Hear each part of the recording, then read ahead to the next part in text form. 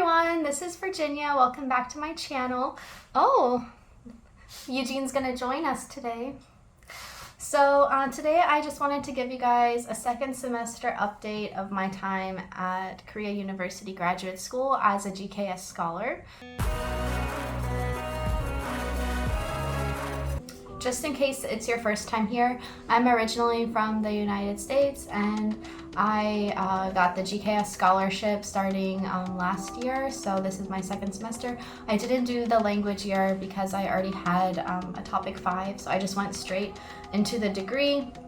So I'm studying media and communication at Korea University, so especially if you're interested in that major or the university, I hope that this video is helpful to you.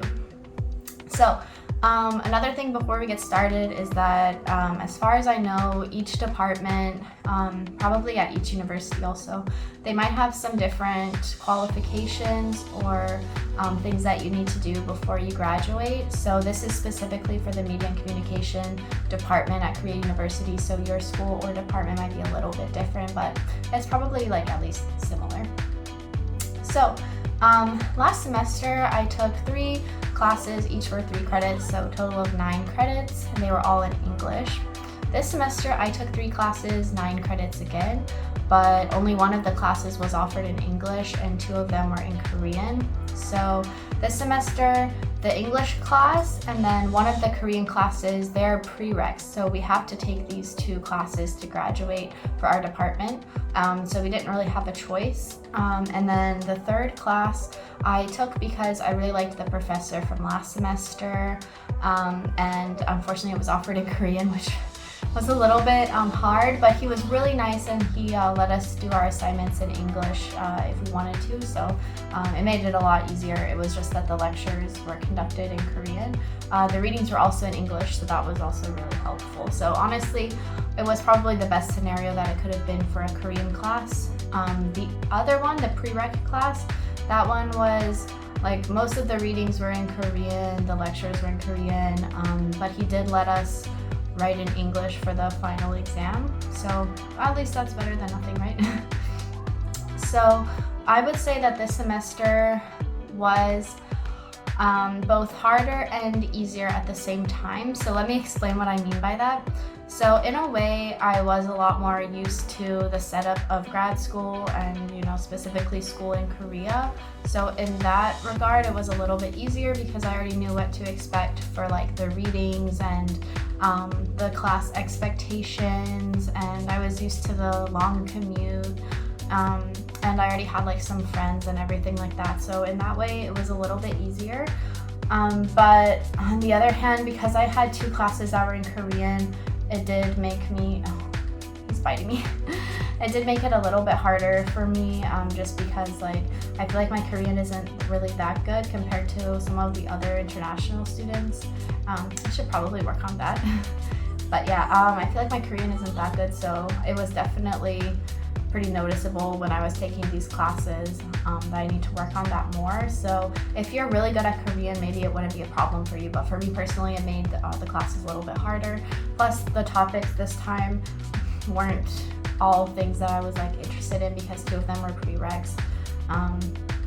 And one of them was more focused on like quantitative research, and I'm more interested in qualitative research, so it was like a little bit harder for me to be as motivated as I was last semester. But overall it was still like perfectly fine. I still had a good semester, I think.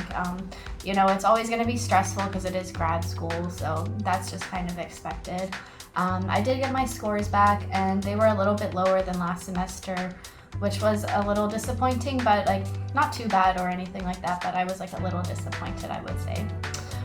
But now that I'm done with 18 credits, that means that next semester, the 3rd semester, we have to take 4 comprehensive exams, which is part of our graduation requirements. So 2 for the prereq classes, and then we can choose 2 classes to take those exams. And so I'm still like trying to decide which other ones I want to take. But yeah, that's a little bit stressful. But the good news is for our degree, we only need 24 credits of classes to graduate.